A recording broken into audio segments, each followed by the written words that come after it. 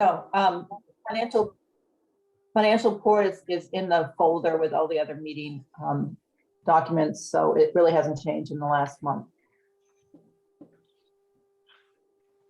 There you go. I always trust that. It's like the tech center. This is like I can't. And so for the purposes of the recording, we started the recording a couple minutes late. We called the meeting to order. We went over the agenda. We approved the minutes, and we just had a brief discussion about the financials. There's no major new news, and the financial data is posted on the website. Okay.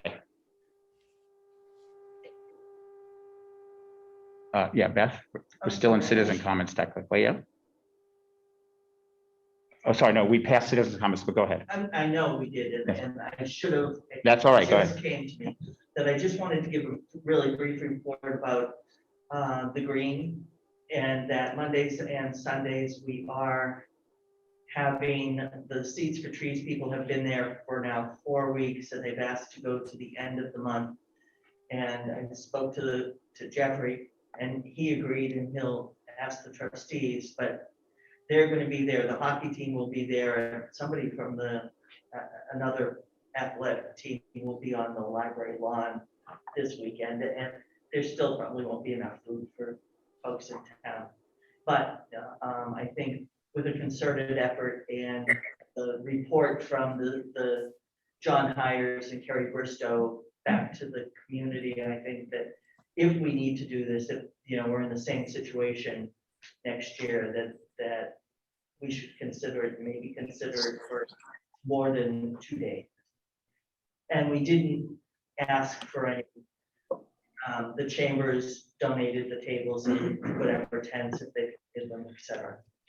Yeah, thank you. We should, we should thank the chamber and the group that is serving the food. I've seen, this is sort of my front lawn. I see the people from the buses, as well as other people kind of lining up and getting food there and so forth. That's terrific. John Hires goes over and greets every bus and asks them to go there. Fantastic. Okay, I'm on mute. John, can I mention just something to add to what Beth is saying? Yes, go ahead. So there's the Trees for Peace. There is the varsity hockey parents who will be on the green as well with food itself. There will be from Norwich beverage, Schwitzel of some sort, Karina's Schwitzel. And then we also coming back this Sunday and Monday will also be the kebab house with food on the green. So there will be a fair amount of food on the green this Sunday, Monday. And the reason we've kept it to just Sunday, Monday, Beth mentioned other days, again, is because of the total lack of open food purveyors in the village on those 2 days in particular. There are other days where we have needs too, but those are the most predictable too. Yeah. So I want to add one other thing too, and to Joe's point about planning better next year. If we're going to run short, if we start to see the staff issues happen again, I think we need to help the restaurants coordinate so that they're not all closed on the same day. I mean, it would be very easy to say, create a schedule, and so that we're not completely done. I mean, Public House is actually open on Monday because everybody's closed. Yeah. Yeah, I think, that's a very good point, Patrick. And I think, we'll have the winter to kind of consider that. And again, I say we, I mean the community, because I really think that the chamber, and Beth, you and I have talked about this, I really think that the chamber has an important role to play and would be the right organization to convene those folks. And, it's always a challenge, but it would be a great thing for the community if we could do that. And if the EDC has a role, I'm not suggesting we debate that now, but if there is a role for the EDC to play, we should either come up with it or be asked by the chamber or by the restaurant owners to play that role. I don't know what we could do, but anyway, I'm sorry. I'm not trying to create a controversy here. I think this is an issue that we should be aware of and continue to discuss. So. John, Okay. I have a question for you about that. I mean, I don't think it's creating an issue. I think I really do think you're addressing it. And last month you talked about the need for the restaurants to kind of come together and have their own board, kind of committee and board. is there anybody, I think maybe like you're right, it could come through the chamber. Is there anybody who can support them in creating that? Because I feel like they need a ringleader to help them know how to create a community board for restaurants. John, I can comment on that if you like. And then Beth, go ahead, Joe, and then Beth. Alex from the butcher shop and I have been discussing it on several occasions that a Woodstock Restaurant Association be formed. Obviously, because of the tremendous amount of traffic that we're having to deal with now, there hasn't been much time to develop that and to get it going. But I think as soon as things quiet down, there's going to be some steps taken in that direction, forming some sort of Woodstock Restaurant Association to discuss and have one voice about how the restaurants, for example, next year can organize and better serve the tourist influx that we get next year. That's one of the topics, and I'm sure there'll be others. But as soon as things quiet down, as I say, I think there'll be some steps in that direction. Beth? Well, I want to say, that at the beginning of COVID, when we were meeting with both the lodging establishments, we worked on getting the restaurant establishments together. Maybe now with new players like an Alex, that it may come to fruition, because I think the lodging group has done very well as a chapter of the chamber and talking to each other amongst themselves for issues, etc. So I think that's there's a great idea. Yeah, that's great. And I think there's a philosophical question, at least that I have, that a philosophical desire that I have, that the EDC, wherever possible, can respond to a group of interested parties and experts, rather than be proactively the group that tries to come up with a solution in someone else's area.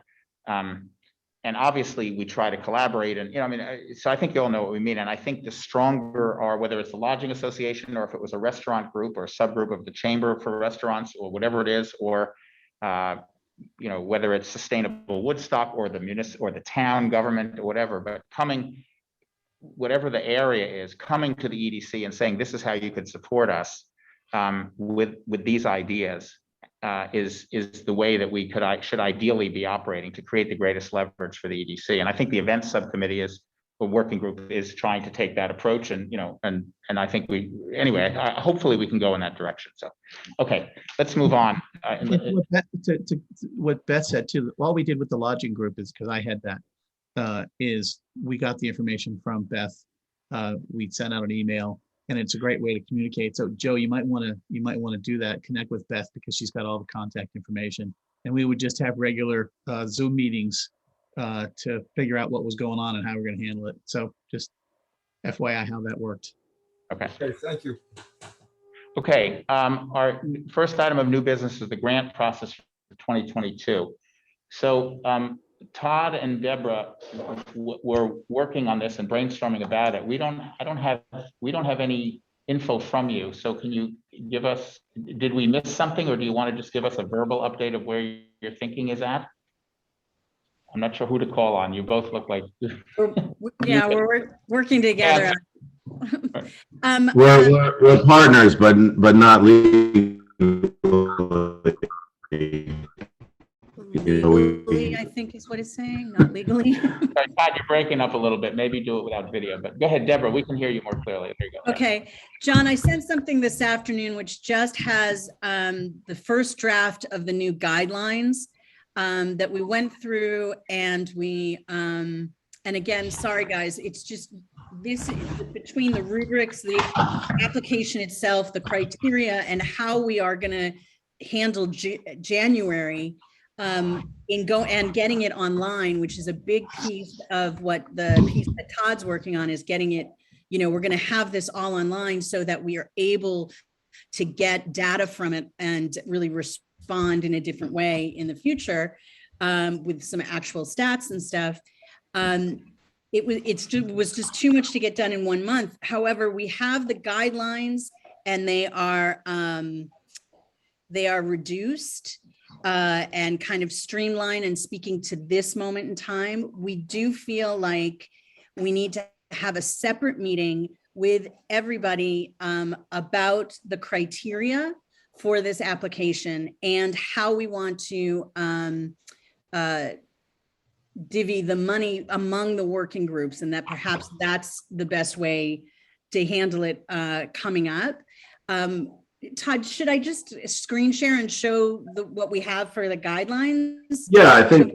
Do that? Yeah, I think that'd be great if we can do that. I think that just to further on what Deb was saying, looking at the guidelines for 2020 and sort of being new to this EDC myself, I felt that I hear a lot from folks on the listserv or in town. Of course, listserv is a soapbox, we know, but what does the EDC really do? Is it picnic benches or fireworks or, so I think that what we did was we really just opened up the guidelines for folks that might be interested in the grant program to answer that question right away. And we took that right off, of course, about the EDC. And we can all simply say, well, why don't people just go there and look at that? But they don't. So if they're going to want to apply for a grant, we're going to talk to them about, we would like to talk to them about what our purpose is so that they understand what things we look for and what we're hoping they can bring to the table for the community. So we basically worked off of simplifying and sort of making a stronger message for what could be a future template for the guidelines, and we can share that with you, our first draft. And I think just one more thing quickly is that, to that point of what is the EDC supposed to do, I've heard a lot of people, a lot of members talk about that, and people in the community again, and we have to, I believe, focus on what is chartered here, the purpose. And so we put that in bold. So I hope that we can take a look at that and that folks can have that question answered sooner than later and by us and avoid a lot of confusion. And All right, so one of John, I just wanted to say one thing before I call it up, and if you could allow me to share my screen, I'll share it, and then we'll send it out to everybody to get the discussion going. And we really do feel like this is a longer conversation. But one of the things that we both felt, the EDC, it's like, this is an amazing opportunity at this moment in time for a small town to have this amount of money to get really clear on how we want to help what happened over the last couple of years, to really get proactive about coming up with how to specifically connect to this moment in time. And we really want to also promote what the EDC is so that people in the community can get excited about this incredible opportunity to move their community forward. And I think that's one of the things that we wanted as the criteria, that it's not just about who's coming in, are we looking for, tourists or stakeholders, but like, what of the criteria from the EDC, does your application hit? And you have to apply and you have to hit 3 out of the 5, and have that be part of the criteria and things like that. So I can show not my desktop because that would be scary to everybody right now. But while you're pulling it up, Deborah, I just want to say that we're not going to, I think your proposal to give us time to consider it obviously is important. So Yeah. We will plan to have a major discussion about this at the next EDC meeting. The implication of that for the annual meeting may be to push the annual meeting off by 1 month to February. I think that's the right decision. Well, John, what we were hoping is that perhaps folks, we can call a special meeting like has been called in the past. We can have a week or two to think on it, maybe discuss amongst ourselves and then debate to be able to go and not potentially have to push that January deadline. So that's something that's up to obviously the commission's schedule, but I know we have done special meetings in the past and we would like to request that formally. Let's come back to that after this discussion, because there's some other things that are going to intervene. Anyway, let's come back to that at the end of this discussion. Sure. I just want to be clear that I do want to discuss a motion for that in this meeting. Do you want me to just read this through with you and then move it forward? John? I mean, everybody, yeah, you tell us how you'd like to do it. Well, I mean, if we're all sitting staring at it, we might as well read it out loud together and then just move on. It's not all that long. This will take maybe 3 minutes to get through. Then we'll send it to everybody. We tried to keep this a similar tone to what was already on the website, but also kind of modernize it as well. So first, quick bit about us. Economic Development Commission, a group of volunteers appointed to serve you and your family and the entire community. What is the purpose?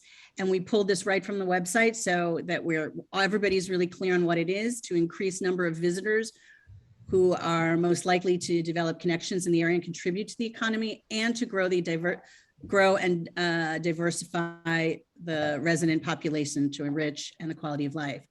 What are we doing about it to further our purpose? And again, this feels like it was buried and we need to bring it right up front. This is what we do. We are a community grants program that enables and encourages the community participants to achieve and state the goals.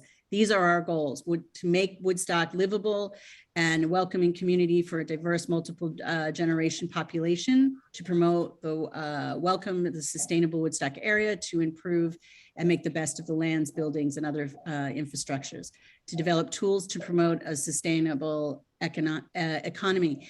This is what's there. If that needs to be changed because of current climate, that's something, that can be discussed. And obviously, John, that's up to you, but like, this is what it was from the past.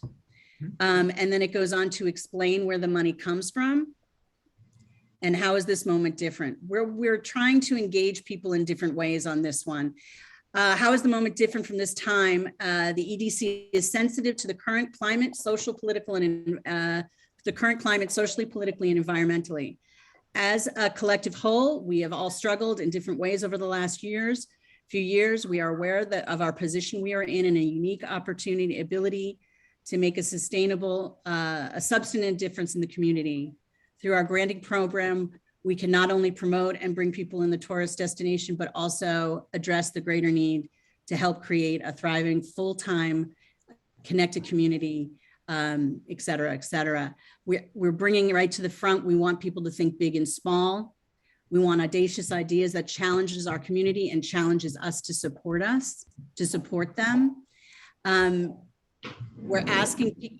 One of the ideas that we wanted to talk about was that in the granting application, and Todd, you can speak more to this part, that there actually is a way to get online and to not pre-qualify, but in a sense, there's an initial guideline to say, here, this is what you need to cover in your, not just get the application, but come in, tell us what you're about, tell us which of the 5 working groups you need to connect with, so we can give you more information and help them and kind of pre-qualify them before they get farther down the line. And I can just interject right there really quickly. So what we were hearing in the last meeting was, in the past, that people didn't fill out the application properly, missed areas, these sorts of things. So in order to develop the application, in the previous 2020, it strongly suggested strongly encourage applicants to take advantage of the optional support the EDC will offer. Instead of that, I wanted to go, and as I build this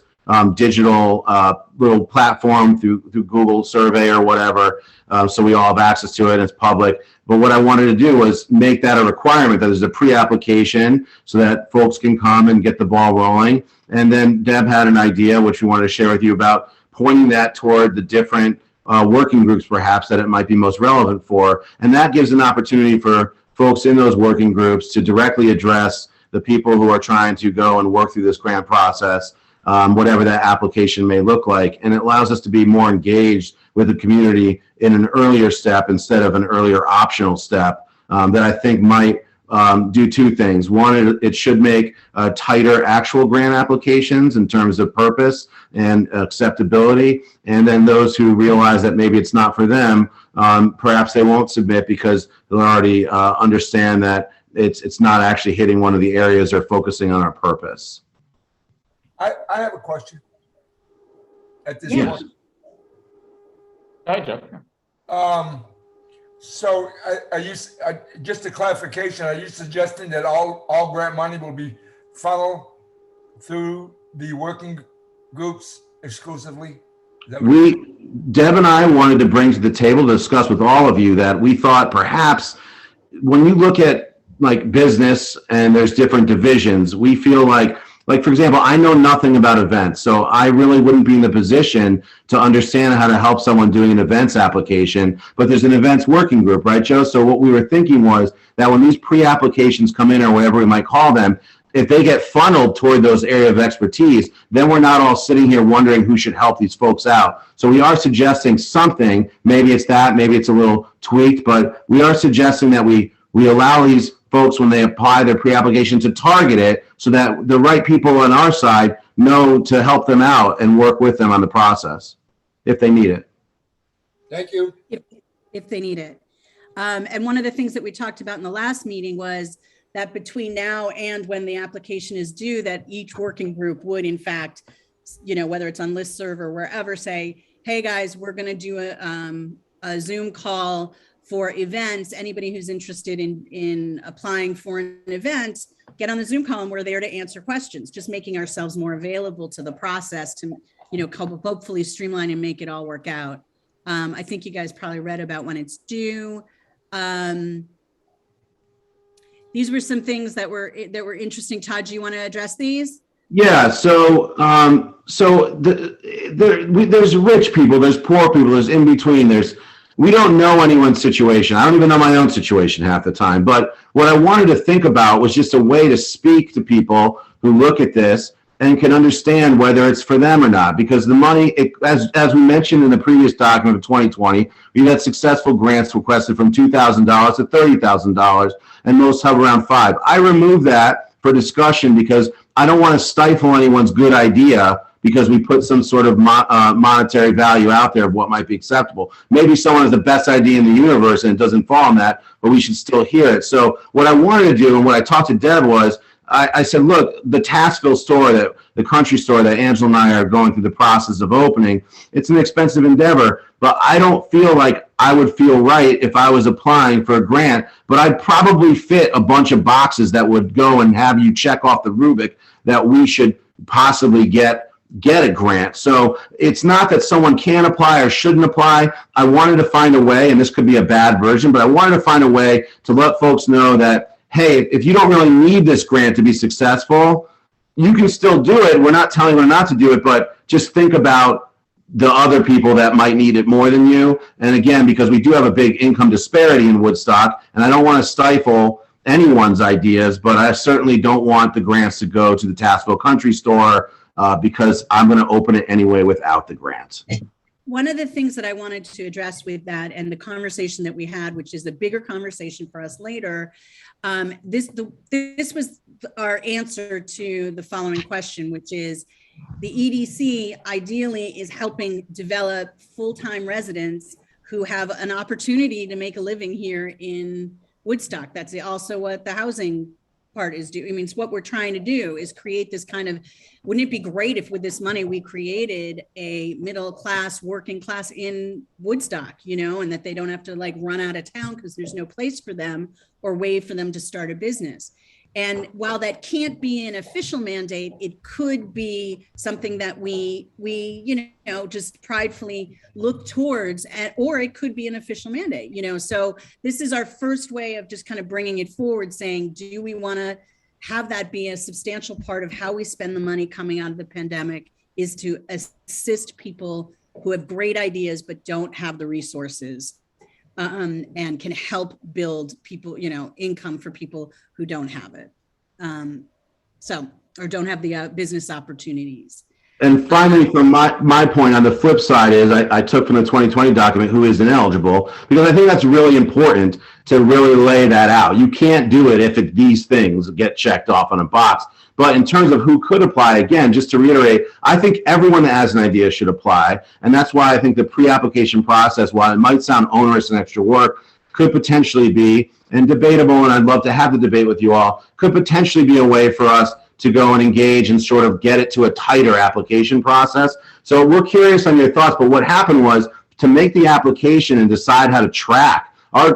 We were asked to go and sort of look through and how to track if these grants are successful. I couldn't answer the question, who is our ideal candidate? And what does the ideal grant look like? And that's okay, because we don't have all the answers. We want the community to bring them to us, just like we want the restaurant association. We hope that will be formed. Please form a restaurant association. Thanks for working on that, Joe. We want people to come to us with these ideas, and I don't want to lead the witness. I told Deb that I don't want to go and shove anyone in the corner.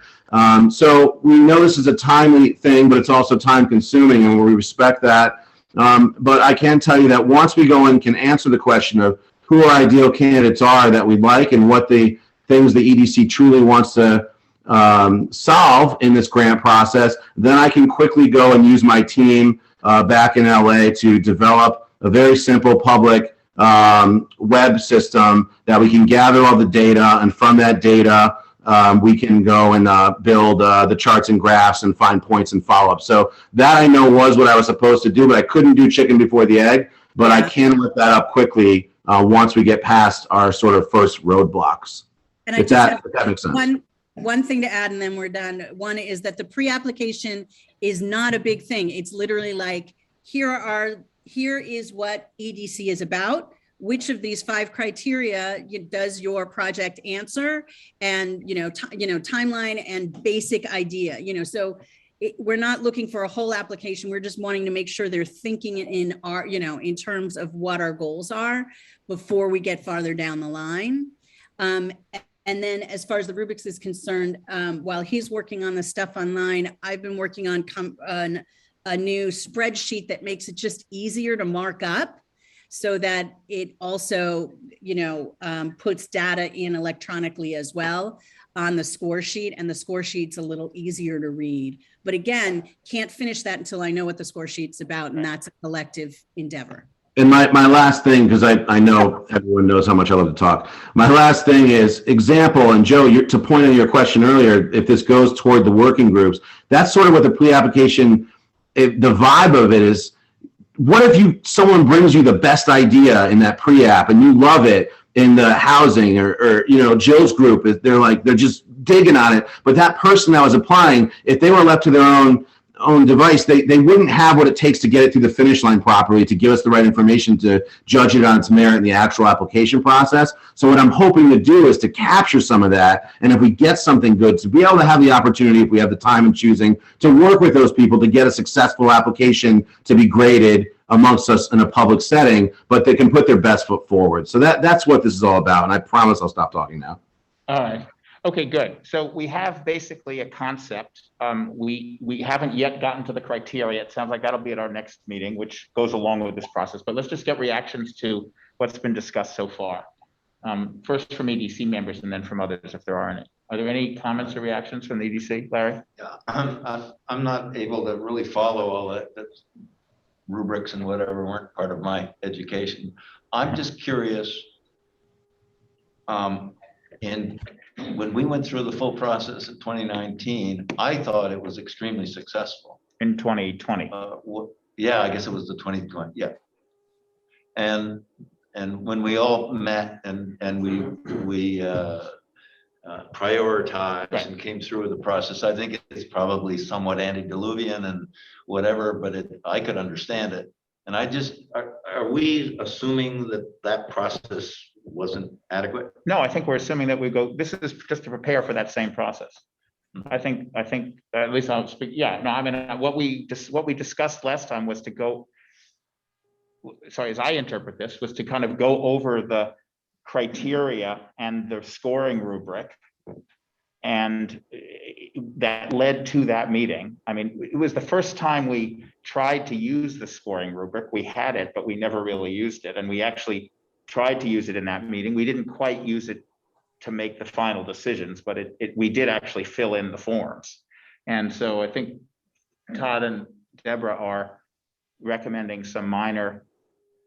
Yeah, I would call it a match and enhance. We're taking what worked and just knowing that some folks didn't answer some of the questions they needed to be successful in the process, and to open it up so that keep it simple, stupid. We're going to match and enhance and take what did work and hopefully make it work even better. That's the goal.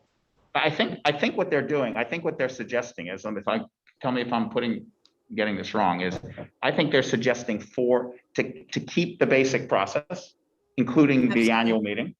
But Absolutely. to make 4 changes, as I wrote down the 4 changes. One is to have the applications be online. Yep. It's pretty straightforward. The second is to have a pre-application that would be very simple and very easy. That would simply tell us which of the 5 working groups the application was about.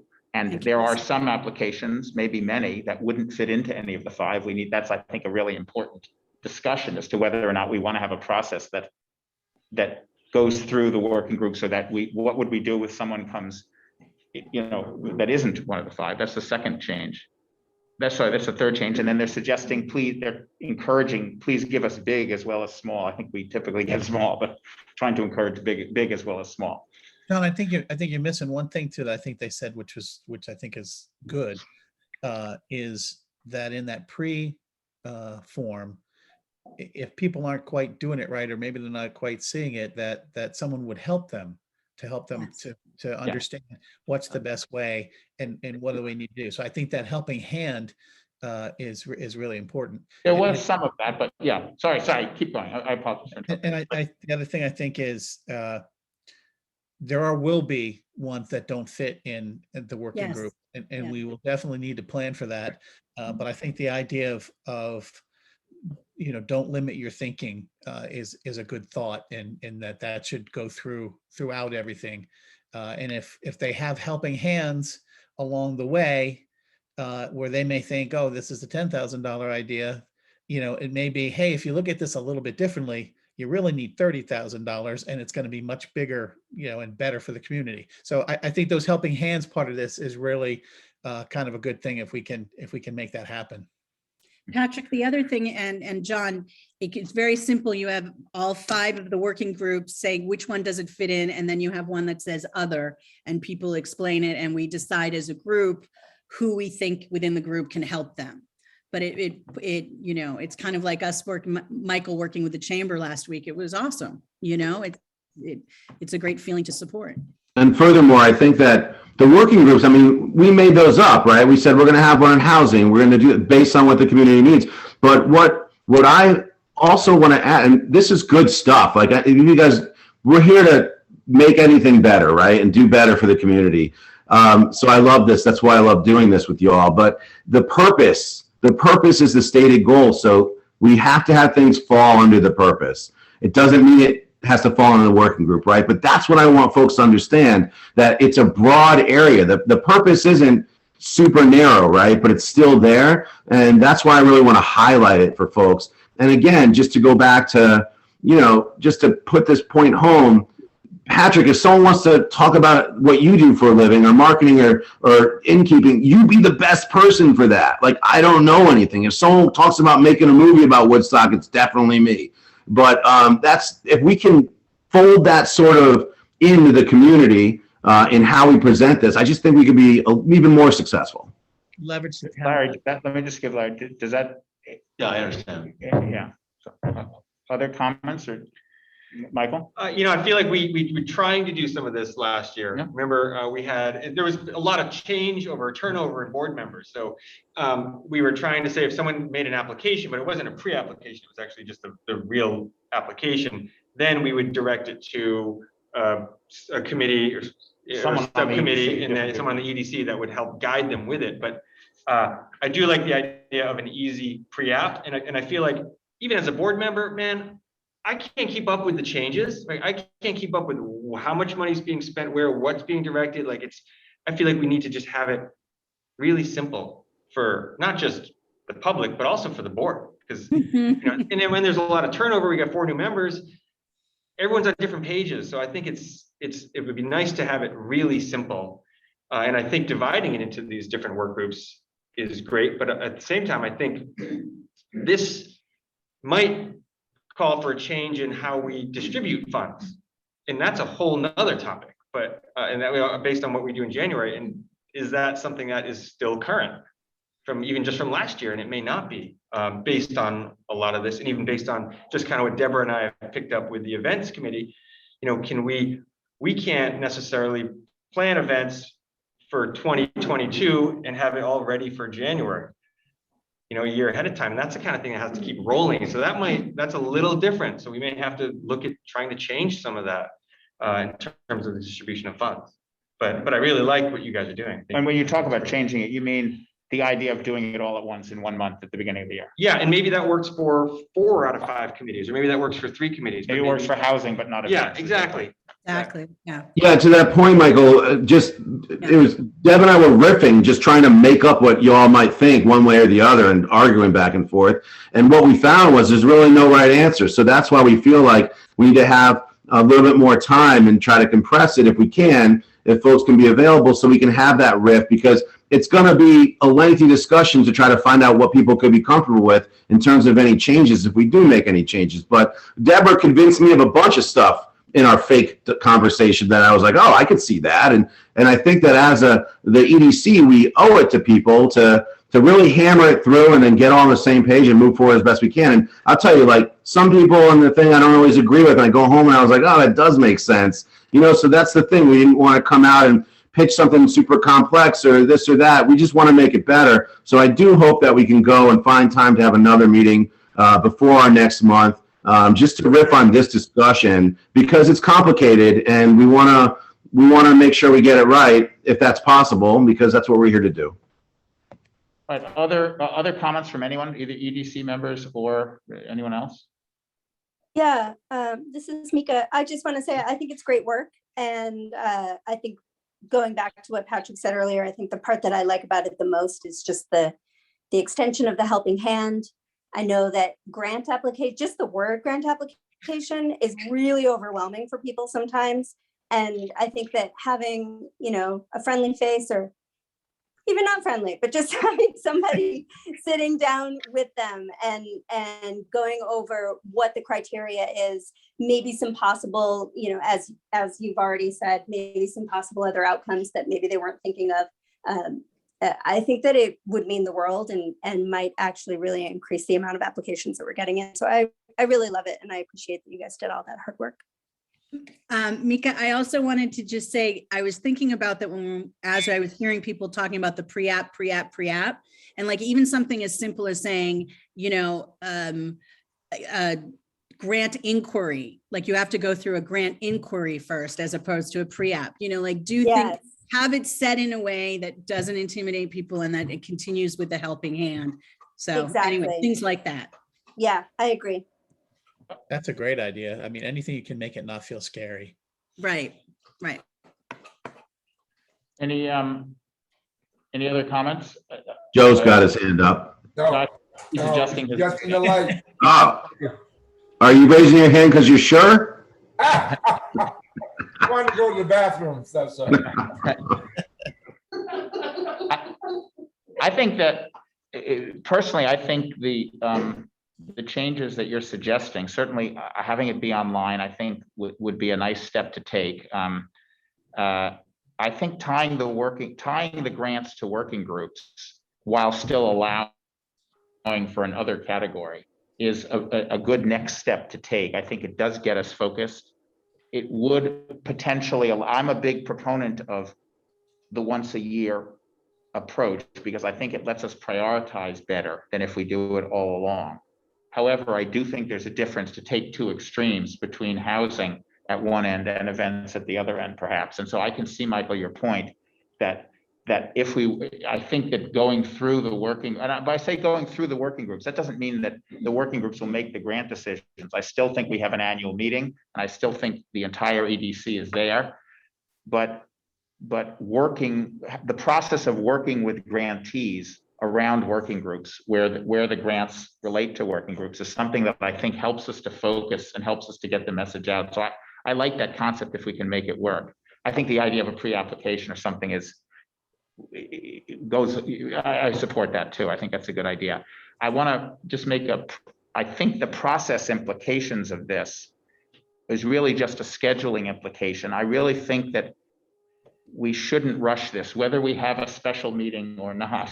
I think we obviously have to have more discussion about two things. One is, I think you need to give us everyone else time to digest what you've just raised and for us to have another discussion.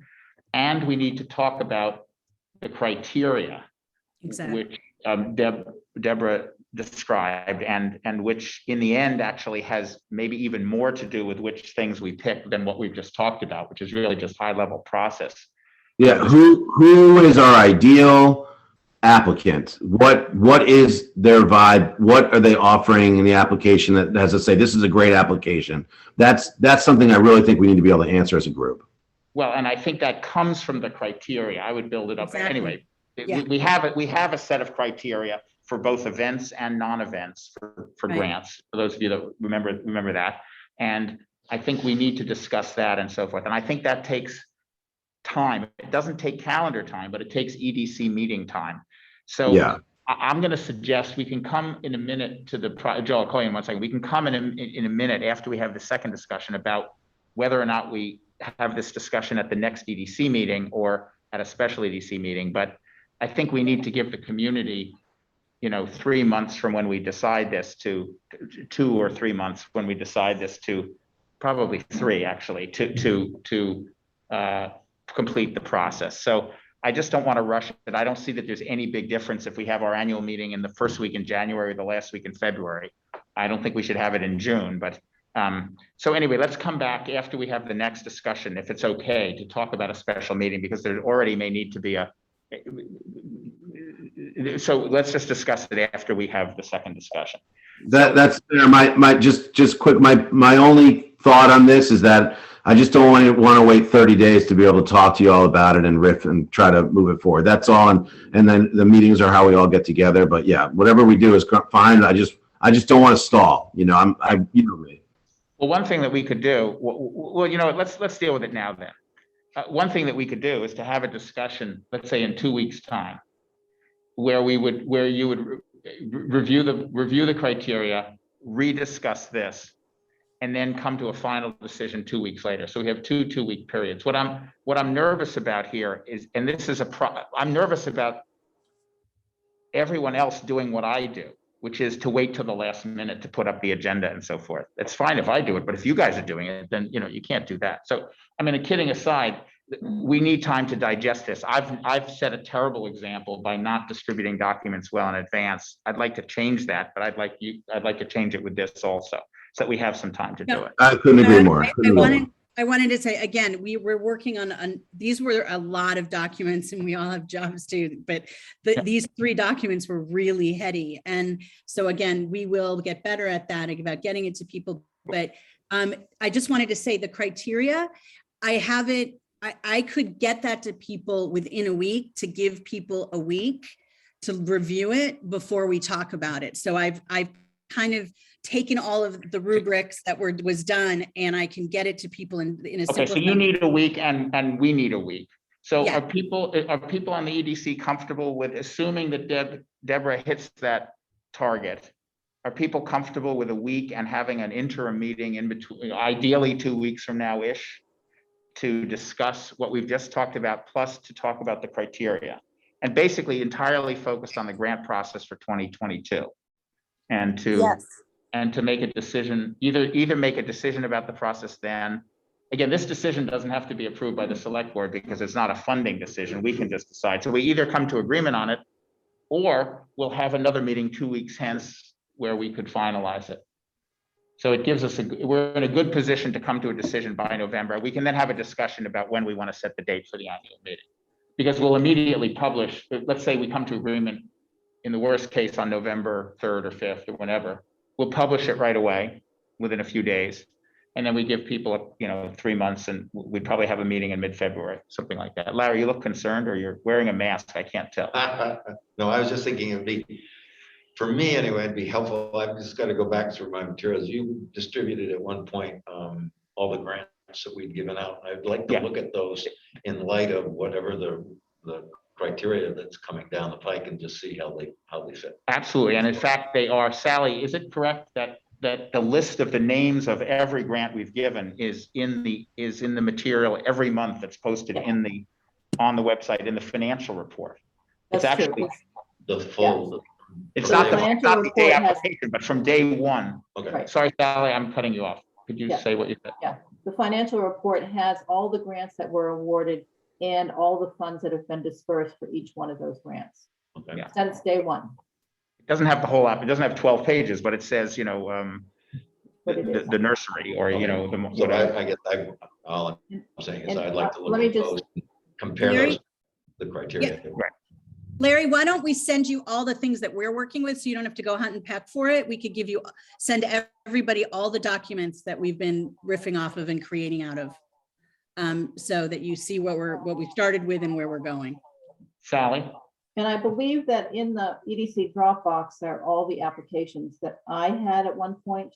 So they should be all available in the EDC Dropbox and you should all have access to that. Yeah, actually, in the 2020 guideline doc, which I put in mine, one, that you can request links to view any of the previously successful applications below. So I imagine those do exist. Yeah. Yeah, they should be there. And if they're not, I will make sure they are. Joe, I think you had a comment. I may have forgotten to call. I just, you answered my question. I think this certainly is worth further discussion, and I would like to see what everything they're talking about, so I can chew on it a while before the next meeting. I think a special meeting for this is warranted. I think it's important, and it should be, exclusively one meeting. That's my Okay. Is there any EDC members who object to that process? 1 week, hopefully we'll get material. We will give, if we don't get it in a week, we won't schedule the meeting. We'll schedule a meeting a week after we get the material-ish. I hear you. I will get it to you in a week. Putting a little pressure on Deborah. One thing to Yeah, keep in mind, one thing to keep in mind with this, you guys are doing a great job, and it's amazing too. And we should also think that it doesn't have to be done all at once. It could be that we do a good part of it now and then plan to take some that might be more difficult, take too long, in the next time to do it. So instead of taking one big, huge step that might be difficult to do, take 3/4 of a step, and then another quarter next year. So just, as a thought.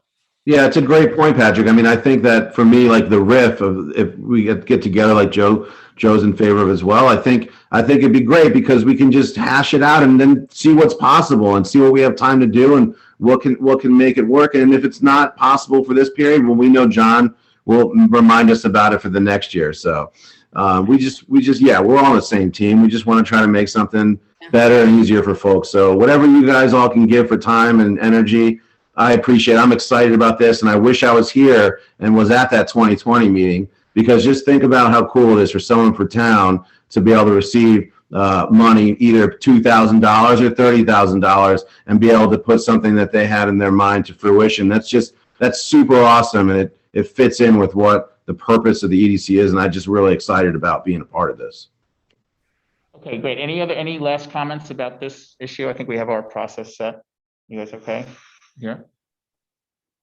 No one raising their hand. Okay. The next item on the agenda is we have two new items. Sorry. One is the input to the town plan that Patrick raised. I mean, that Sally, I think, raised, and actually Sally had raised this before. And I think I had promised that we would do something about it, and I at least didn't do anything about it. Patrick, did you want to say anything, or were you just the conduit to remind us that this is something we have to try to do? I think I'm more of the conduit. I think it's something that we should definitely get on the list, get in front of somebody to take care of. And I think for both the economic development aspect of it and the housing part of it, because both of those, I think, Sally, correct me if I'm wrong, are pretty out of date at this point. Well, And I think I also promised to put them, make them available to the EDC members, and I have not done that. So I will make sure that I send you guys all a copy of the town plan. It is a long document, but I will highlight the sections that are important. And the planning commission will be talking about this for the next few months, but it would be great to get any sort of input and comments. Again, we try to go to people that have more knowledge, and they can guide the same way as the EDC, that we can get people who are knowledgeable to guide us and help us write these, the town plan, which is supposed to be a looking to the future document. Sally, share with them too, 'cause I think it's important, the reason why we're looking at the whole document and what the deadline is, because I think it has to do with economic development stuff. So one of the reasons we're updating it is to, actually for the Tassville Country Stores, we're looking at making a historic district in Tassville, which will allow them to apply for the village designation rather than, excuse me, not historic, village designation like what we have in the downtown area for Tassville, which will allow them to apply for some state grants and get some potential financial assistance and tax incentives. But also that when we rewrite the town plan, I always say that we're looking at it as a document that's forward thinking. It helps us guide our zoning and other planning documents, but I also use it to refer to when we're applying for grants, especially at state and, sorry, I've got a cat. Leave me alone. Always when I'm talking. So when we're applying for state or federal funds, it's a document that you can reference and say, you know, our community has said that these are important to us. And they actually carry quite a bit of weight. We're fortunate that we have on these two sections of the town plan, we have a working group on housing. Yep. So Yeah. Jill, would it be possible for the housing working group to be the group that reviews that part of the town plan and then brings a brief recommendation back to the EDC, the full EDC? It's Sure, we can add it to our agenda. Mhm. yeah, I mean, I think that's the appropriate group to do it. The other one is yeah, I mean, It's much more general. The thing is that you'll find that when you read it, it doesn't have a lot of action in it, and it's very sort of specific about looking at infrastructure and, you know, the way the community is laid out and things like that. I think there's a whole different approach that we could have for the economic development chapter of the town plan. So I'll send it around and you guys can take a look at it, and the planning commission will be glad to take any comments. And as a matter of fact, we may just invite some EDC members to come to a planning commission meeting and have that conversation. Might be the easiest way to do it. You know the almonds will be there. Yeah, to some extent, the work that Todd and Deborah have done, which it really to some important portion is really simply restating and reminding us of words that we've written in the past. But having those words and those concepts reminded of, you know, to us tonight really could form the basis for the kind of statements we want to make in a town plan as it relates to economic development, and should actually. If it was radically different from what they shared with us tonight, it would be a bit concerning. So perhaps, I mean, to some extent, there's been a lot of work over the years and thought and writing, you know, to come to that. I'm not saying it's perfect, but it's pretty good. So maybe we can use some of our discussion around, you know, just indirectly use some of our discussion over the next month or so, and repurpose some of that verbiage into the town plan. So let's see how that goes. Okay.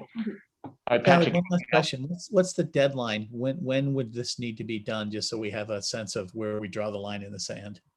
So we're aiming, because of the Tassville project, which is the deadlines for those grants are next July, which seems like a really long time. But the review process for town plan takes several months. So we're hoping to actually complete this by February or March of next year, really. So we have about 3 or 4 months that we can really sort of get into this and talk about it. And then we have to have public meetings. The planning commission has to approve it, then it has to go to the select board, and they have to have public meetings as well. So it's actually a fairly involved process, but I think we can do it. okay.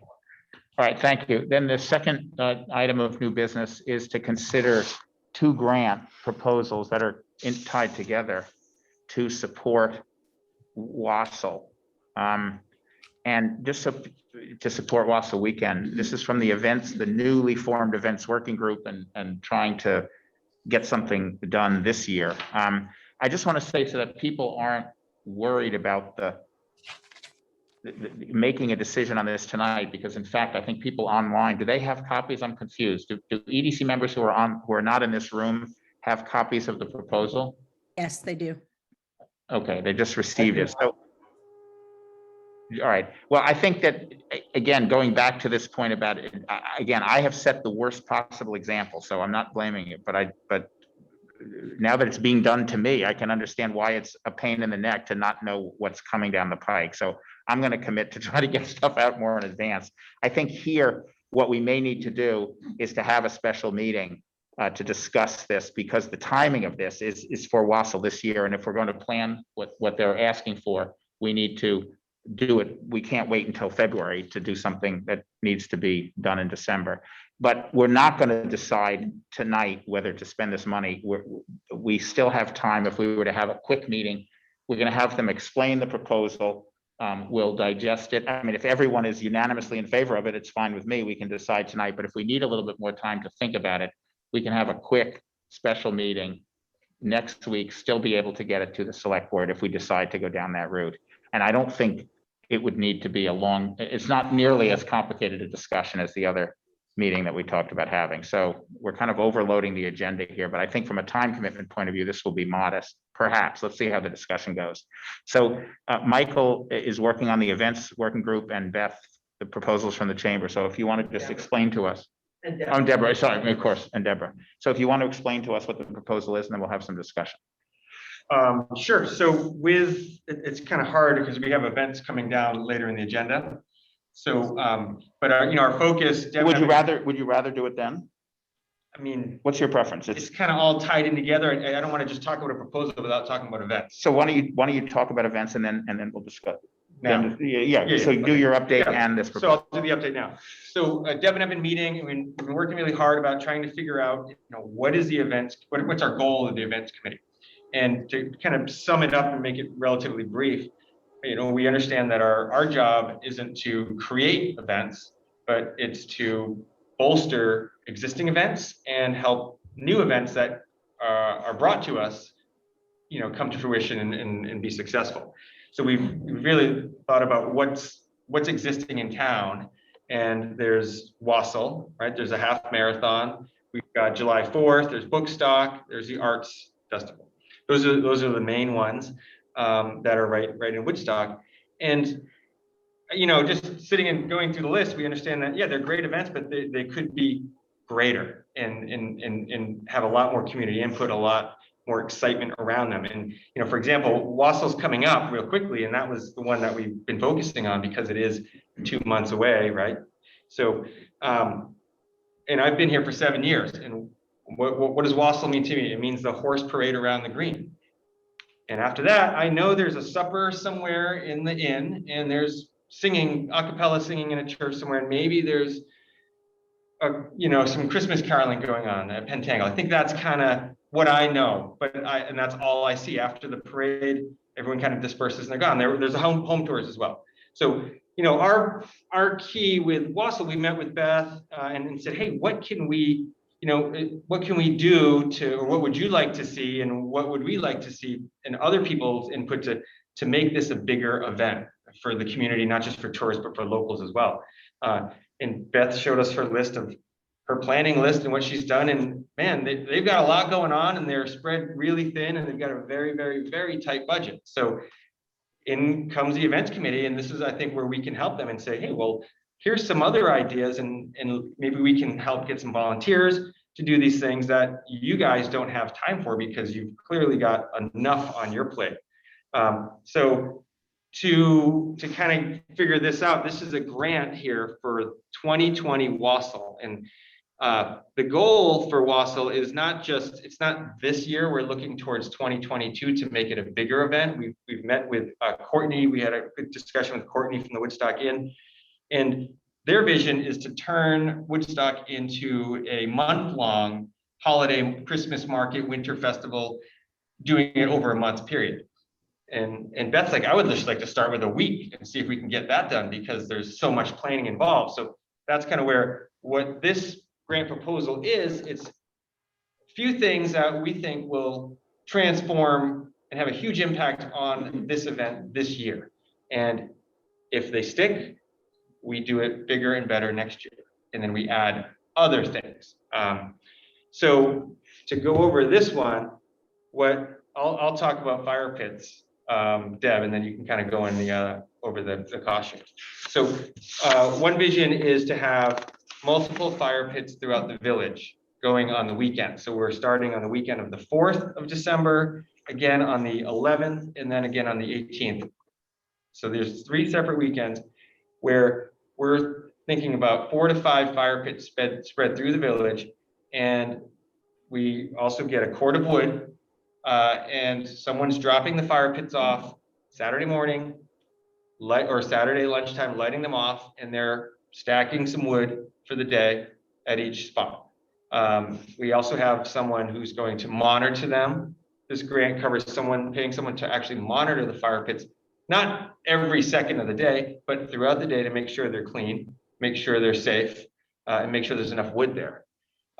So that's the thing that is going to help people who are out shopping. They can stop and they can warm up. At the same time, we're going to be selling bags of s'mores so people can buy them, go to the fire pit and roast them. The vision is to have fire pits, maybe 4 stumps, so people can sit and warm up along each one. And so again, the grant covers all that. You can read about that in the detail in the email. Deb, you want to talk about the costumes? Sure, I'm going to try to be brief. I know it's running long. Ideally, basically what we're trying to do is make it destination for the whole month of Wassail and get the vibe. So if you have fire pits all over and 4 to 6 people walking around in costume who are interacting with the merchants, who are interacting with people, it creates a vibe. We talked to Beth about creating the hashtag, Woodstock Wassail Vermont, and really trying to drive that home, because it would be something that people would be taking pictures of, and it gives the whole town that really sweet feeling that is our town, right? And so that's what we're doing. And we found, I found some place to rent them from that does all of the Boston parade. So they're really beautiful outside costumes for the 1800 for a very good price for the month, like $75 a piece. And we'll work with Pentangle and other arts organizations to put those scenarios together. And also I want to bring on a couple of students from the theater department at Woodstock High, at Union High, so that we can make it a learning experience and work with the historic museum as well. So it's just an all around great experience for the town and for people in the town. So that's that piece of it. And the third thing on this grant proposal is bringing back the horse and carriage rides. So we have it, there's a typo in here, it says for 8 days, but it's for 6 days. So it's 3 weekends, the same 3 weekends. We can get the horse and carriage ride around the green or through the village. That's again, adding to the vibe. And the total, and so the total request for all of that is 8,500, 8,600 roughly. And it's documented in the email that's been sent out. And then do you want to talk about the other one? It's more infrastructure related, or do you want to just get some feedback on this first? I say we get feedback on this one, and the second one you're talking about is for what, lights and buses? Yeah, I haven't seen that one, but okay. All right, so let's just talk to that. Let's just get some general feedback on this. Any comments or thoughts about this? Sure. I have a quick question. I like the ideas a lot.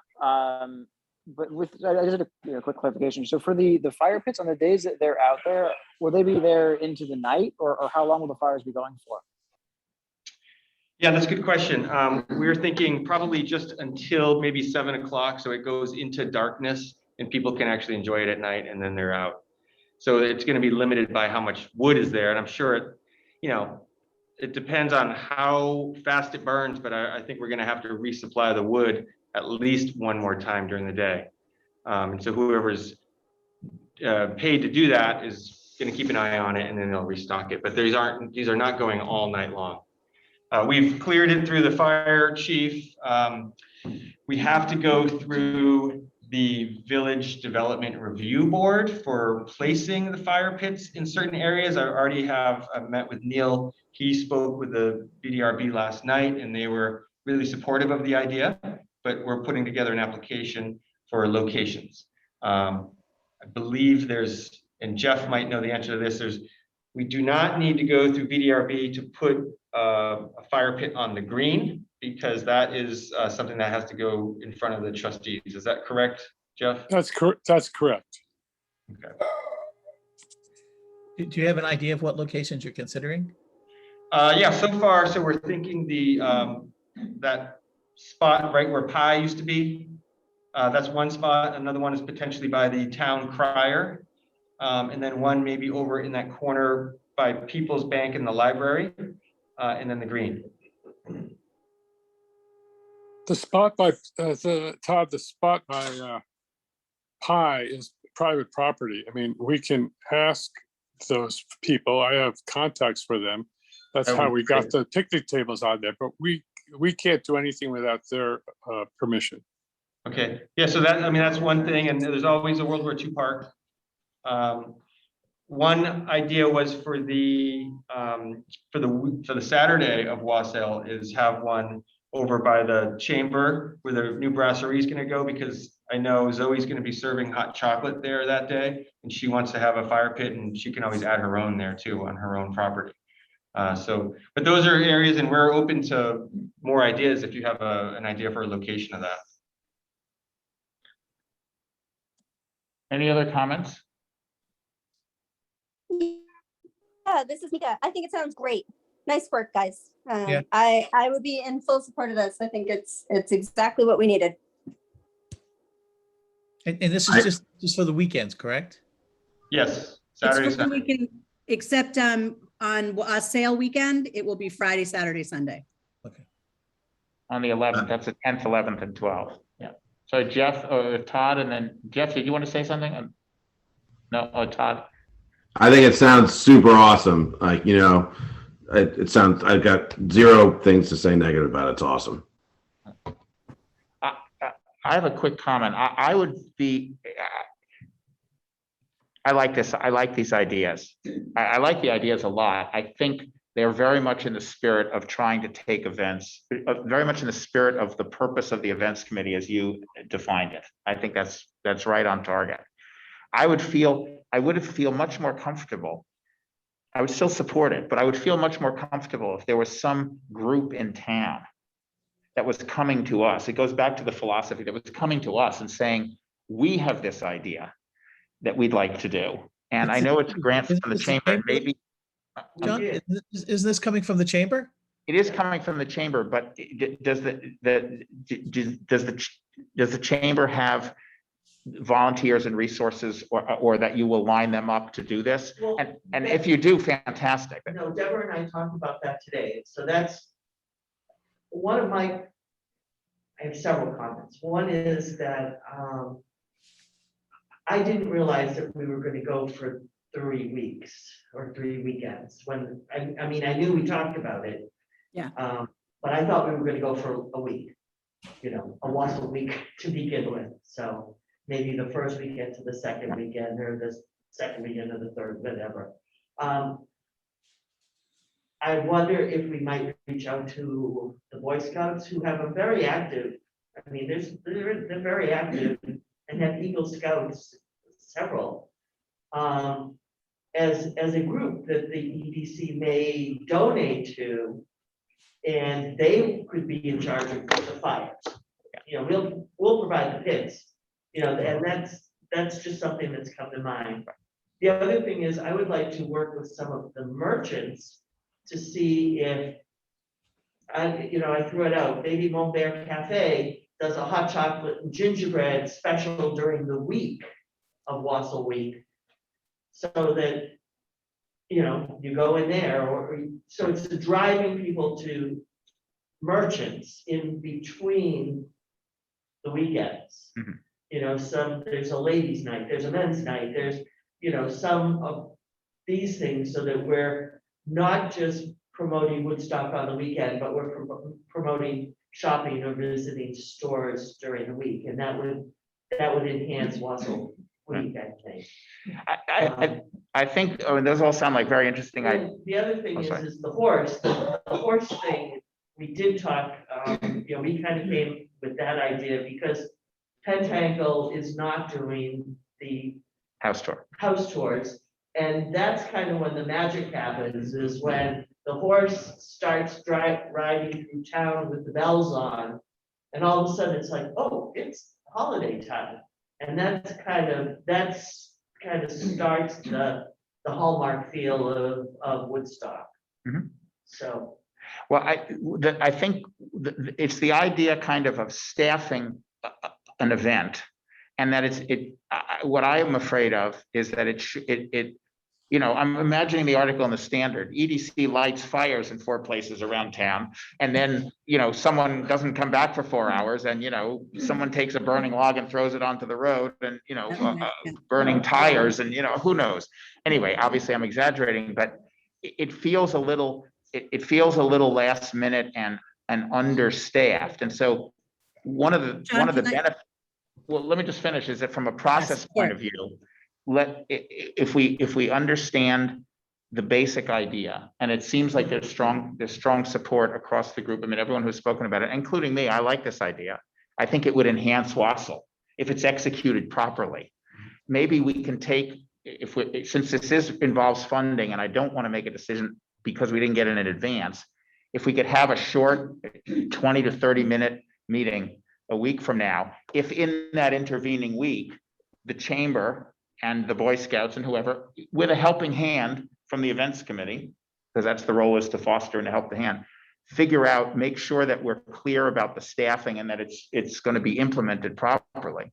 Then we can then if you can come back to us with that and any refinements you have, like 2 weeks versus, the difference in the timing, work that out. I don't know that we need to have that in advance. I think you can present that at the next meeting if my colleagues are comfortable with that at the EDC. And then we can make the decision a week from now. Now, it doesn't have to be the process. We could decide tonight. We can. no. Sorry, Deborah. And Deborah, I cut you off there. Well, I wanted to respond to your like, what's the role of the events committee, Right. and where the idea is coming from. And I think ideally what we want to do is we want to offer help, and then it's up to the organization to decide what they want to do. So yes, the ideas were generated as a collective, but also we have to understand whether these organizations can handle, like what you're saying, can they handle the idea? You give them the money and they can't handle the idea, then it's not good. So for instance, in this scenario, I'm volunteering my time to coordinate the costumes with Pentangle and the high school, and calling all the other organizations around, like artistry and other, JAG. I would like to bring in JAG, all of those kind of things, but it's not us, it's us helping somebody else. And I absolutely agree about the fire thing, that, liability. We have to be really careful about all of that stuff. Well, but just from an optics point of view, Deborah, for what you just described isn't helping someone else. It's you doing it or doing those things. And I think you'd be terrific at doing those things. I don't have it just does raise. I don't have to do it. Somebody else can. No, I think I'm not, maybe I'm the only one that's concerned about this. No. I guess I think Deborah has a great deal of expertise. I would love for you to do it. It's just that I'm not getting paid for it. I'm just volunteering. I understand. We all are. Right. Yeah. On the weekend. Exactly. But I was concerned about that, but I assumed that there were other people. If it can only be a week, and I'm happy to try the week, and maybe we don't make it 3 weekends, maybe it's 2 weekends. Well, you don't have to resign. And I'd like to have that discussion. Yeah. Because I guess my point is that if we're going to give, so it will certainly come down. If we're going to give a grant to the chamber, then we have, then you, Beth, as the chamber, have to say, this is your money. If there's a fire, it's your problem. I mean, I'm not trying to cover our ass, but basically that's, it's the same thing when we give the nursery school $50,000, they have to, hire the people and do all that stuff. So you've got to just make sure that you have a plan. If your plan is to use someone like Deborah as a volunteer who has great expertise in this area, that's fine. That I think, works. But I would just like, personally, I would just like to make sure that the operational plan, that the chamber's operational plan for this is solid and something that we're comfortable with. And I think it can be. I think, John, if you don't mind, I think Yeah. Beth, if we give it a week, I mean, a week's fine, I think, right? It's a great idea. If we give it a week, then Beth, you can come back and sort of inform us if you think there'll be a staffing issue or you think you can't pull something off so we can make the decision on the funds and vote yea or nay. I think that's great. I mean, I don't know what everyone else thinks, but I think, John, I agree with your point. I hadn't thought about it because it sounded so awesome. I was just like, I'm going to be there, but I don't want to volunteer for that. I'm going to drink all the hot chocolate instead. But it's true. Like, who's going to do it? So can we work on that and come to us with that information on your success rate of getting people to staff the various positions, and then we make the vote then. Yeah. And I think Would you prefer that we help get the idea forward and then step away? So it's like, No. okay, we got the idea forward and we're going to just step out of it now. Is that well, better? No, not necessarily. I think it's ambiguous. I think I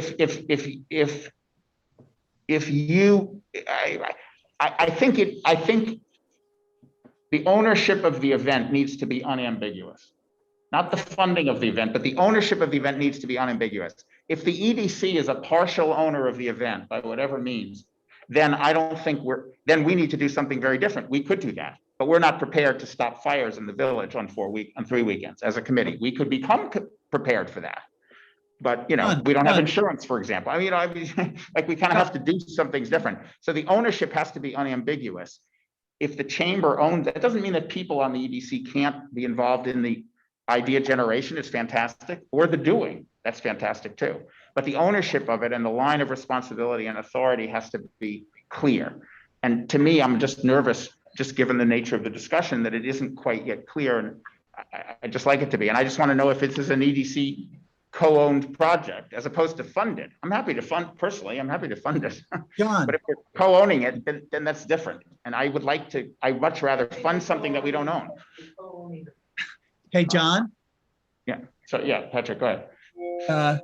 I get your point, and I think the simple solution for that is hire somebody that is connected to the chamber. The chamber hires somebody. I think the other thing we need to think about this, and I think Beth, you made a very good point, which is, what's the real goal here aside from making the town great at Christmas, is to help the businesses make sales. So I think that some of the thought should be, if we do this for a week, that may be harder to do, or if we hire somebody, it might not be. But my goal would be, or my suggestion on this would be, Wausau right now is a weekend. So now we make Wausau week, or we make Wausau weekends, or Christmas weekends, with the idea of promoting, come to Woodstock and experience the Christmas town and shop at all our wonderful shops. I think we need to have that economic component to it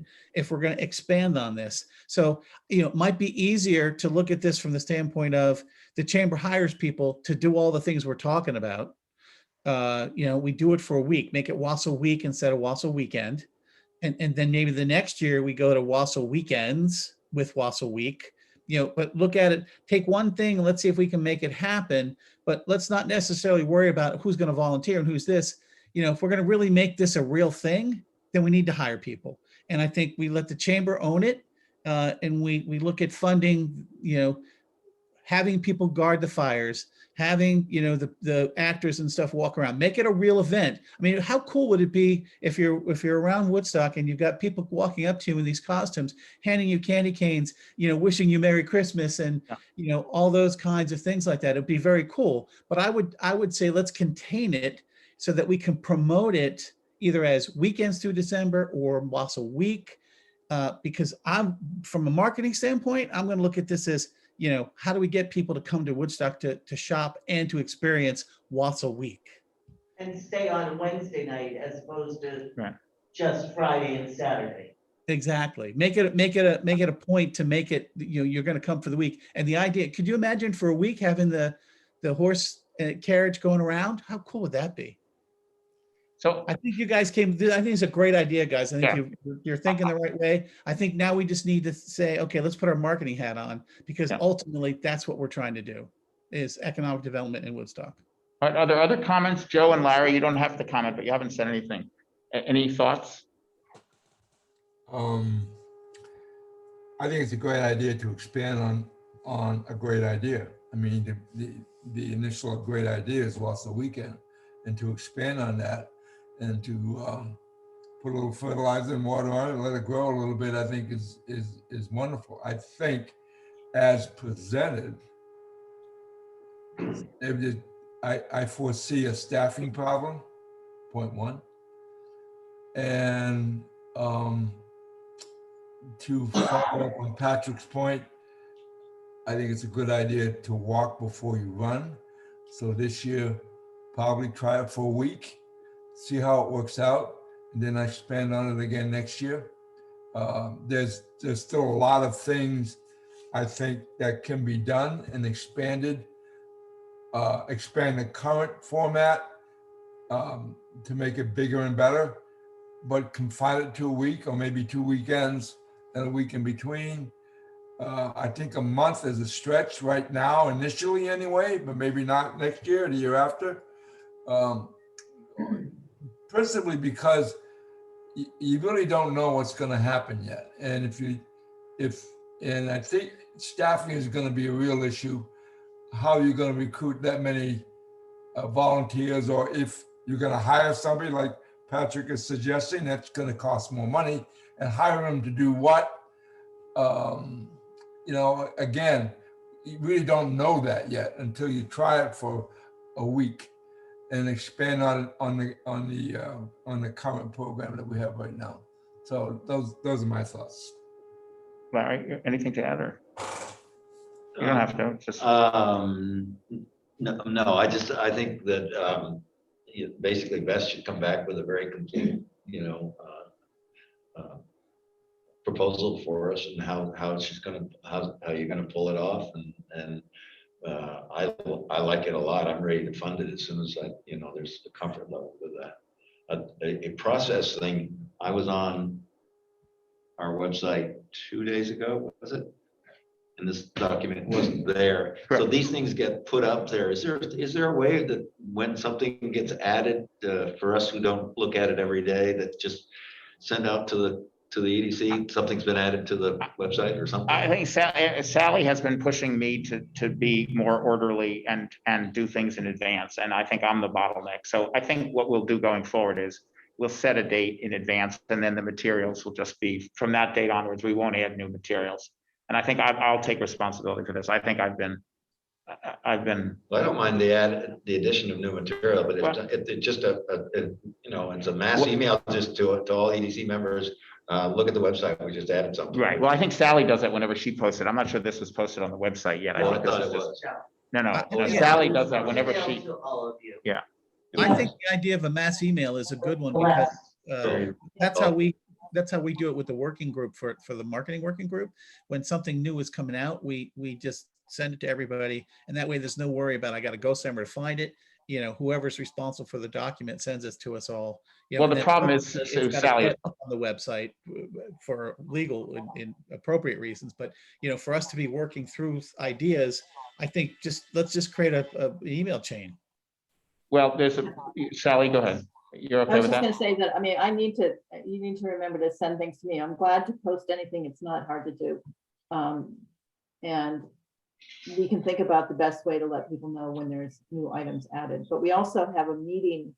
We have a regular set of documents for all the documents that have been discussed at meetings. Those get archived, and then there's a current file. So we'll just have to figure out if that system still works. Yeah. Let me, if I'm the only one that is, wants to hold off for another week until there's a more robust plan. No, I'd like to wait a week just to hear that Beth can pull it off, which I'm sure you can, Beth, but I'd love you to have the time a week's not gonna, great idea. Let's just make it happen in a week and say, yeah, we can do it. solidify the thinking. I think that's really what it is. And Patrick, I wanted to clarify, maybe we weren't clear when we said wassail month, we don't mean that these things are happening every day of the week. Right, just It a would week. be weekends, so it would only be 6 days. So actually doing 2 weekends a week and another weekend is more than what we were even planning. We were planning 2 days for the first 3 weekends. You were planning Okay, two. I'm good either way, but my idea is, let's think from a marketing standpoint, whether it's wassail week or wassail weekends. You know, Amen. Got it. yeah, it just, the idea is economic development. So as long as we think of it, that we can promote it, then I'm cool either I way. like that. Yeah, that's cool. Okay, just a all right, so then does it, I'd like to take it back. I'm gonna withdraw it at the moment. well, no, Yeah, I'm okay, serious. okay. I'll take it back. You wanna have the week to consider it, so, okay. Okay, so, because this is not an annual meeting grant, we need 6 votes to approve it. So what I will do is I'll send out a doodle poll tomorrow to pick a day a week from now, a couple of days that are about a week from now, but still give us enough time to get it to the select board. If not precisely on your deadline, then pretty much, 4 or 5 days in advance at least, if not 7 days. But we need at least 6 people to be at that meeting. So I'm just kind of giving everyone a heads up that, and again, I think this will be a relatively short meeting. It'll be the only item on the agenda. And we've, I think, had a good sense of what the issues are and what the scope is. And I think I haven't heard anyone say, and I hope you don't misunderstand my views, I think we all think this would be great for Wausau and for the future, for building on it. It's exactly what the events group should be trying to catalyze, if we can execute it without, say, burning down another building or something of that sort. So, so just heads up, we're going to need people to come. You're going to need to come to the meeting. We're going to need at least 6 people if everyone votes yes for it. So, okay. Any other last comments? We can do it via Zoom, right, John? Absolutely. Yeah. Yep, great. Yeah, I think we're required now to have a physical presence. So I can be here and I'll be here, and anybody who wants to be here can be, but it can all be done by Zoom. So, okay. We just got a few more minutes left, but let's. We have the second one. Oh, I'm sorry. The second one is different. Yeah. Completely. Right. Do you want to present the second one? Yes. Yes. Good point. Thank you. And I printed them out. I did not. Yeah, from a process point of view, we're going to do the same thing. I think we'll consider it next week, but just give us the explanation. So, in order to expand Wausau, you have to have some infrastructure in place. And as you might have noticed with the Taste of Woodstock, we're the last 3 weeks in town, there is no parking. And so one of the things that I would like is to hire 2 shuttle buses to get people to the high school. We've done this in the past. And my request is $2,000, up to $2,000 for that. And the other piece of this request is to do the holiday lights on the weekend before Thanksgiving, so that we get the lights up and it starts looking festive by Thanksgiving. We have ordered the lights with the good faith that we'll find the money somewhere. It is not in the chamber budget.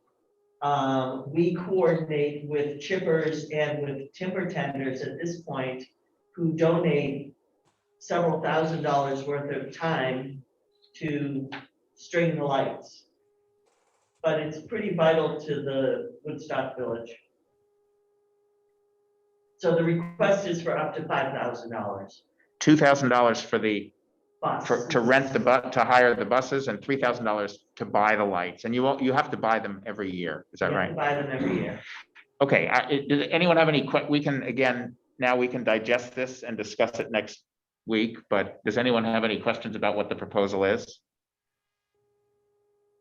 Can I just ask,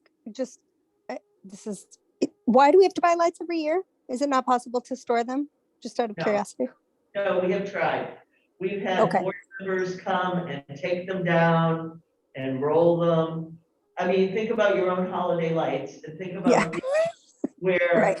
a box truck that's backing into the post office takes them out, or a box truck that's parked next to Bentley's takes them out.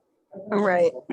Just imagine the amount of time you have to figure out, get the lights to work to find which bulb is out. Exactly. Yeah, no, okay, fair enough. Just wondering. Thank you. All right, so we understand the proposal. I got So, one question. Yep.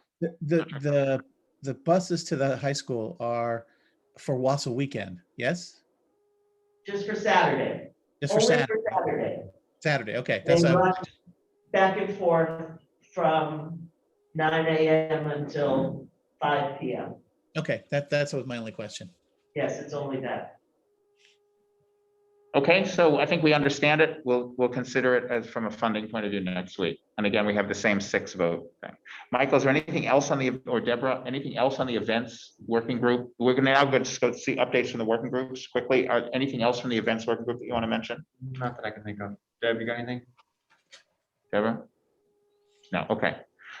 Marketing working group, Patrick, anything, or Sally, anything you want to report? Oh, sorry, Patrick and Beth, anything you want to report? Yep, we signed the contract with Class 4.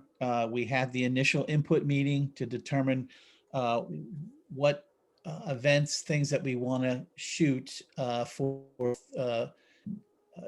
photography and video. We just got that list. We're actually reviewing it. The working group is going to review it tomorrow. We have our meeting set up, and we're on our way. We're getting everything started, so that's going well. And then I don't know if up on the site are the stats for how the website's doing, and I'll just point out a couple of quick things. We're seeing lots of growth on Instagram and equally Facebook. And we passed the 12,000, I think, Mark. Or no, more than that. We're at 13.3 or 13.1 now. So people are finding us, they're seeing it, they're liking it. So it's everything is going well right now. So that's kind of where we are at this point. Yeah, I just want to mention just some of the statistics. 42% year-over-year growth in users, 38% in page views, 30% in new users. I mean, is really good growth. This is website growth, so it shouldn't be, well, maybe it is affected by COVID, but this is September over September, so I think it's pretty impressive. So, okay. Also, everyone, if they're not looking or not seeing the emails in the posts, Jen Schmitzky is doing a fantastic job at writing these and putting them up. And what's really nice is a lot of them are what I call forever types of information that gets used on a regular basis. So from a Google search engine standpoint and from a marketing standpoint, that type of content is really helpful. Beth, do you want to add anything? I just want to say that Class 4 was here because they're working through the Woodstock Inn, but they did pop over at my request because not only does John have the perfect house, he has the perfect trees during foliage. My house? Yes, your house, because you have the perfect trees, and they did come and do quite a bit of shots on the Market on the Green Wednesday, which was a perfect day with the trees and the vendors that were there and the number of people. So they were very pleased with that. All right, it's great. Okay. One other thing, John, that I forgot to mention. We are coordinating our shoots also with the Woodstock Inn Resort, so that with the idea that between the two groups, we can get significantly more content for our budget. So, we're not both shooting the same things. We're going to be sharing some of the content and so forth so that we can maximize our budget. Yeah. Thank you. Okay, excellent. Housing, Jill? So it's a very quick update. We have a group that includes John and Devon and Sally and several other people, and we meet every week, and we're continuing to work on these programs. The two main programs that we're doing are looking at an incentive program to get people to switch their short-term rentals to long-term rentals.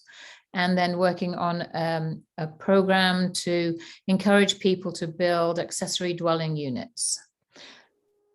So we should be ready to report to you to give you a good idea of what we hope for in December. We might be able to update you with something before then, but we're going to be ready for your grant application process in January. And I say January because I would support moving ahead and not delaying the grant program. All right, thanks. Any questions about any of the ones, events, marketing, or housing, before we go to the other? No? Okay. John, you might mention a visit we made to Rutland, and I thought that was pretty successful. I like it anyway. Yeah, we just briefly, I did bring that up in the housing working group, I think.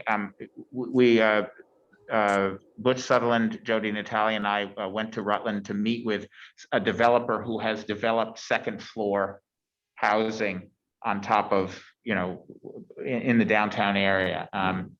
And yeah, and I think it's a little bit of a different situation. That was,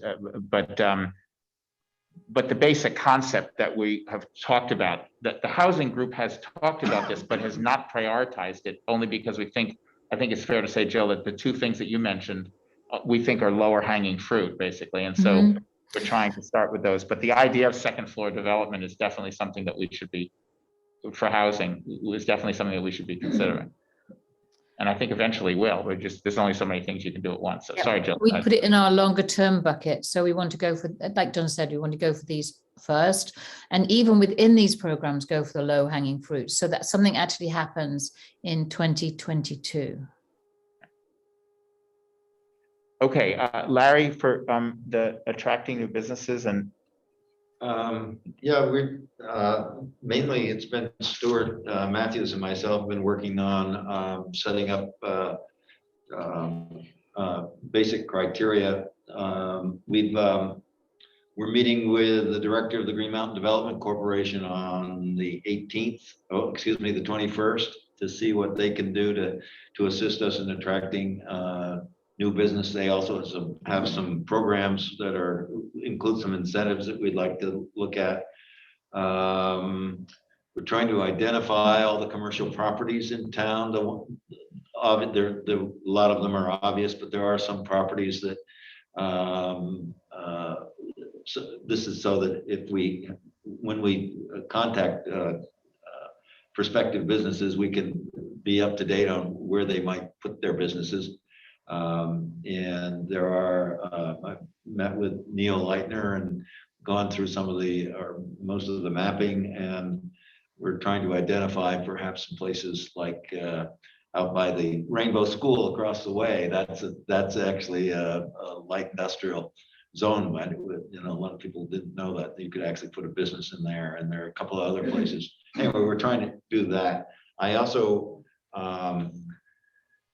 one of the back, you recall, we had that group from Williams College that identified towns that were successful in bringing in new business, and one of the ways they did it was a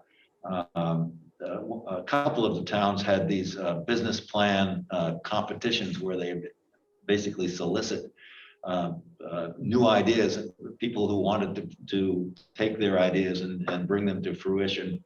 And then work through that with funding so that they bring new business into town. And maybe some of you saw Dover, Vermont, just a little while ago, initiated this with a $20,000 prize for the best business plan, with the idea that the business they have some open storefronts, businesses, buildings that they wanted to fill.